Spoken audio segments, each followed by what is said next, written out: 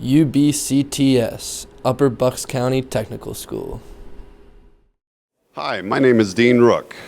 I'm the Machining Technologies instructor here at the Upper Bucks Technical School. It's time to start shaping your future in machining. Students learn all the necessary skills to become a NIMS certified machinist. This includes everything from basic safety and hand tools to product design using CAD systems or computer-aided design systems, to manufacturing systems using CAM systems, computer-aided machining systems.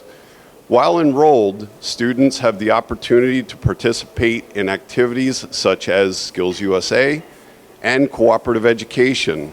Upon graduation, students will have the opportunity to go directly into the workforce, on to college for a 2-year associate's degree in technical education or technical manufacturing, or a 4-year bachelor's degree in manufacturing engineering.